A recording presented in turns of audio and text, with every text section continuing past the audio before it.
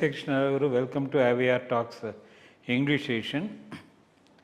We have been discussing about this Iran-Israel war and the American support to Israel and the invasion and killing the people, Islamic leaders over there and all that. And it is going nowhere because with the Hormuz way has been blocked, and even there is a retaliation on the other side also. So that is Houthis. So much of uncertainty is there, and where and when it is going to end, nobody knows. So in fact, a small country like Iran is in position of so much of ammunition. It is attacking the opponents very badly with all the infrastructure whatever they have created, and even the bomb shelling by the American and Israeli troops. Now, to contain and to bring peace in the region of the Gulf, among the Gulf countries, Pakistan is now proposing to mediate between the Islamic nations of the Gulf. Whether this mediation is going to bring any amicable settlement in between the Islamic nations, and whether they are going to give a message and go for a reconciliatory approach to the Trump government and all that. So we have to wait and see. What do you think the outcome going to be the outcome of this particular summit? I think there is one version some people projecting, stating that if only Prime Minister Modi did not go to Israel just before the war, maybe this mediation role could have been performed by India. Their argument is, by visiting Israel just before the war started and being Netanyahu's guest, India has lost that stand of neutrality, so now has no role in terms of mediating between both the parties because they are identified with Israel.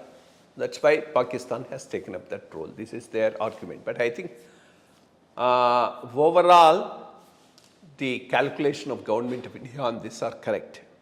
Main point is, none of these Middle Eastern Islamic nations, including Iran,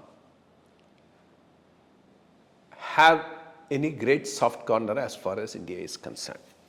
Whether it is the 1965 war, 71 war, recent Operation Sindhu, none of them have condemned Pakistan, and all of them have sided at times with Pakistan. That's the geopolitical scenario. That being the case, it always pays for India to have a long-term friend like Israel, which is a stable democracy within the Middle East. So that's, I think, is the thinking why Modi went there on a state visit. Even this particular role that Pakistan is now trying to play is neither here nor there for two reasons. One, if one of the parties happens to be Trump, best thing is never get involved in this mediation because he is an unpredictable character. When you deal with an unpredictable character in any mediation, the mediator will suffer, and that suffering tomorrow Pakistan will face. Even if this chance has come to India, India shouldn't have played any role because this man will say one thing today, another thing in the afternoon, another thing in the evening, and will also start talking publicly, derogating everyone. He suffers from some sort of a oral diarrhea. That's all what I could say. So tomorrow suddenly he may say something about Asim Munir because the mediation has failed. But even for the mediation to succeed, they are at two different poles altogether. Iran is already wounded. Having been wounded, it's in no mood for a reconciliation because they know if they give up now, next time when America and Israel come together, they will not even be in a position to face, and it can happen very shortly as well. As far as Israel and America are concerned, having come up to this level, leave it like that will make Iran stronger. Even Gulf countries are also fearing the same thing, and now, though originally they did not join in the war. Now they are fully with America because they don't want Iran to get any stronger. In that type of a situation, any mediation is going to fail. Having started it, they want to show some optics. That's why they got all the Islamic nations there, Turkey, Saudi Arabia, and trying to make a show of it. But I don't think these negotiations will go any further. That's my opinion. We have to cross our fingers and see how, because as of now things stand today, everything is in a big mess. So we have to wait for a peaceful solution, and let's pray for that. Thank you.